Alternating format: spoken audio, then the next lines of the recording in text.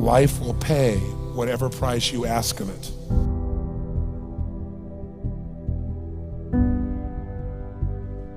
But you know what's interesting? You got to ask intelligently. In the Bible it says, ask and you shall what? Yeah, pretty good formula. You ought to look into it. But you know what?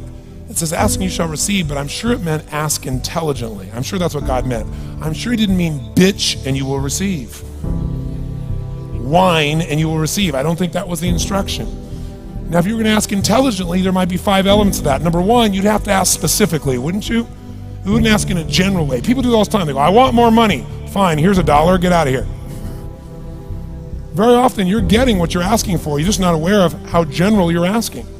Clarity is power. The more clear you are about exactly what it is you want, the more your brain knows how to get there. Your brain is a servo mechanism. It's like a bomb. Those bombs, those missiles, they have a servo mechanism. So if the target moves, it knows what the target is, it follows it.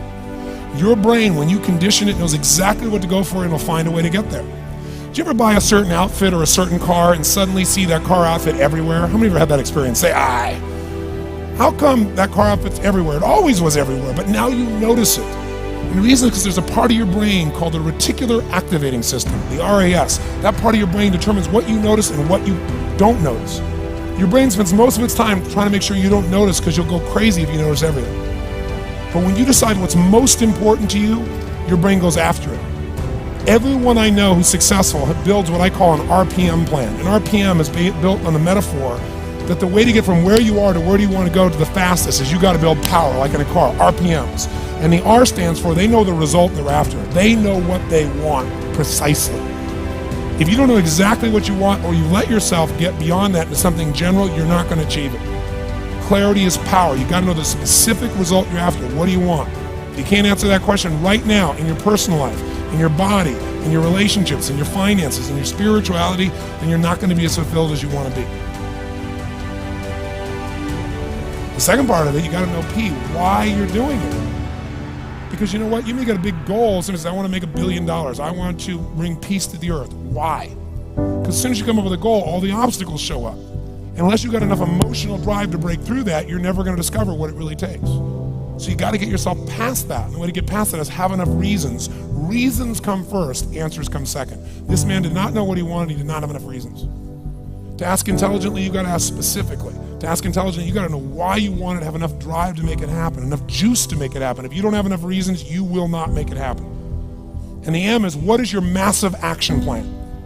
What is going to get you to actually fall through? Because the first plan's not going to work and the second plan's going to work, so you better have enough plans that if the first 2 don't work, you still got something else. Otherwise, you're going to be having excuses why it didn't work. So asking intelligently requires that. So if we're going to be extraordinary in our results, we've got to be in an extraordinary state. We've got to know what we want and we got to go use it. What pisses you off and what excites you is all relative. So for somebody whose life is already great, this is about, what if I could take on another skill that could create more freedom for my life? And just saying, I'm not having to go out and try and do it all perfectly right now. What I'm going to do for the next 8 weeks, I'm going to create a little ritual. I'm going to do one thing a day to condition my mind, right? So that I get strong, so I follow through. I'm going to read something. I'm going to listen to something. I'm going to immerse myself. I'm going to go for an intense jog, or I'm going to go lift weights, but I'm going to do it consciously to get in a state where I'm going to follow through. That's number 1, because people follow through when they're in state. Second, I'm going to get clear about why this is a must for me. Not because my back's against the wall, but because I want to master an area of life that could create some freedom. I'm not going to master it overnight, but I got the system, I got the plan. I'm going to do one thing a day. I'm going to work on one subject a week. This week's going to be about figuring out what the right product or industry is. Next week's going to be basics of building traffic. And each week I'm going to make a little progress, and I'm going to get to a goal, whatever that is. I'm going to make $1,000, my $300 in a week. I'm going to get to my $2,500. That first $2,500 is the most exciting. Unbelievable. The first $300. I remember it's the most life-changing too. It is the most life-changing. I remember I was supposed to be a truck driver, making $24,000 a year because I'd be making the most anybody in my family had ever made. 36 grand a year was the goal. If I could make 3 grand in a month. When I did that, I was out of my mind. And then it was like, could I make 10 grand a month? Then it was 10 grand in a day, then 100 grand a day. Then could I make $1 million in a day? I had a day where I made $400 million in a day. The stock value of the company I took public, my personal stock. They told me when I was on stage, I had this audience of about 15,000 people at the Continental Center. It was during a stretch break. I was doing what I loved. rocking the house, everybody's going crazy, and they go, the stock's worth $400 million right now. It's like, wow, that's cool. It's like, okay, I don't want to sound stupid. It's like, what's next? And I went right back to what I loved. Once you break through, then it just becomes a game. The people that are getting your products have not yet broken through in most cases. The breakthrough happens by conditioning your mind every day, by feeding it a role model or story.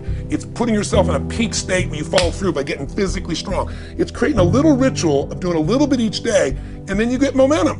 The most important thing of all is what we started out with. Why? Absolutely. Why is it a must for you? It doesn't have to be you're against the wall, but it has to be something you're hungry for, because the only difference in people is hunger. And if you're not hungry, get around people that are hungry and something will hit you. You watch a conversation, you get around people that are doing better, and all of a sudden you start going, my life sucks. I remember I went to a guy in LA. He's one of the most multi-billionaire guy, I'll never forget.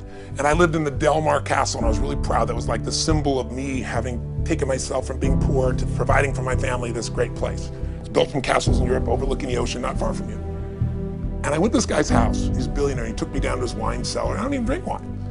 Went through this whole thing. At the end of the night, I was depressed. I lived in the Del Mar tenement as far as I was concerned. I really was. I was like, I live in a crappy place, and all my standards changed. All of a sudden, I wasn't willing to settle for living that. All of a sudden, my back was to the wall in a different way, because as a man, I knew I was capable of more. So people can change their standard by getting around where it's better. People can change their standard by getting associated with what's true, like the bills they gotta solve, the problems they gotta do it. Or they can do it because they're excited, because it's something new they want to take on. Everyone's different, but they gotta find the why, and they gotta come up with some daily rituals to get them going, and just do a step at a time. That's where you get momentum. So, think about what's the Holy Grail between somebody taking action or not. It's one word: certainty. When somebody is absolutely certain, the common word is believe, right? But you can believe at a general level, or you can believe with certain. When you're absolutely certain that if I do this, it's going to get that result, and that result's going to change my life, you'll do it. When you think it absolutely is not going to work, you're never going to do it. The middle no man's land of maybe it'll work, maybe it won't, that's the piece that kills people, right? So if it's a must for you, you got to make it work, right? In our case, right? That's an example. If it's not a must for you and you're not sure, you don't know what to do. So years ago, I'd look around and say, okay, how do people get themselves to follow through that haven't been following through? What's the difference? And I started interviewing hundreds of people, literally, and eventually thousands, because I had thousands of my events. So I'd ask the group to give me their feedback. They came up with this model. It's like the Holy Grail of belief, or the Holy Grail of momentum. It's like the difference between what makes the rich get richer and the poor get poorer, right? And the difference we all know is mindset, but like, how's that built? So this is what I did. I created stupid four little boxes, and I'll scribble it here for you. You think about the first thing that determines whether you can do something or not, and I put that in this first box at the top here on the left side, and it's potential. Like, what's the potential of a human being? Like, when you guys started, you proved something no one had done in history. You ran the 4-minute mile, right? For golly knows how many centuries, they're trying to run a 4-minute mile. Roger Bannister does it. How did he do it? Do you remember? You did it in this industry, right? You made $1 million in a day. No one had ever done that in history, right? After you did it, a bunch of other guys are doing it because it became possible. Roger Bannister didn't just go physically practice. He made a shift in his head. He practiced in his head because he could never achieve it physically, so he had to change in his head first so that the result became certain enough he believed it, and then his body got him through. After Roger Bannister ran that 4-minute mile, within 2 years, 37 people ran a 4-minute mile. When no one in history had ever done it. Now here's how it works. The potential for anybody getting your product is extraordinary. They can do what you've done as much, more or less. They can do whatever they want to do. The potential's there. The market's proven that. Whether or not they tap into potential has a lot to do with what action they take, which is the question you came to me with, right? Like, God, they all have potential, but they're not taking action. And we all know that the action they take is going to determine the results they get. That's pretty obvious. So most people have a belief about what their real potential is no matter what you tell them. And that affects how much action they take. And of course that affects the result. And then ironically, that result reinforces their belief. And then that belief affects it. So I'll give you an example. Let's say a person has unlimited potential, we all agree. But they take little action, little results. Why? Because they have to start with a problem with their belief. They don't believe it's really going to happen for me. Maybe for Frank Kearns because he's got the cool hair and stuff, or maybe it's for you because you're so driven, but it's not me. Maybe Tony Robbins because he's a freak, got these big teeth. Whatever their thought process is, right? They got this thing, right? But what happens is, if you believe that there's very little potential, how much action are you going to take? Nothing, little. And when you take little potential with a little action, what kind of results do you get? Lousy little results. And when you get little results, what does that do to your belief? You go, see, I told you this was a waste of time, told you this wouldn't work. And then what happens? You tap even less potential, you take even less action, you get even worse results, and your belief gets even weaker. And this sucker feeds on itself until you are in a downward spiral. It's poisonous. It's poisonous and it's self-fulfilling. Now, what if something could happen that could come along and fill you with a sense of absolute certainty? Not like I believe, but I mean where you know. In you guys' case, mine as well, we knew because we had to. Because we burned the boats, there was no other option. We had to find a way. We weren't going to live that way. We all did it in different ways and for different reasons, but in essence, that was it. If you get yourself in a state of certainty that this is going to work, I'm going to find the way, and if this doesn't work, I will make the way, then you tap a lot more potential. And when you're certain in your potential, you take massive action. When you take massive action, you really believe in something, you get great results. When you get great results, your brain goes, see, I told you I was a stud.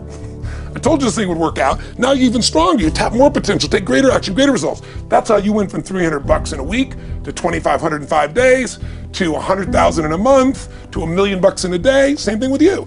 And we get momentum. That's why the rich get richer and the poor get poorer. Now some people go out and they go, well, I'm going to take a bunch of action. All right, I'm going to open this product. I'm going to try it. And they'll say to you, I even did it.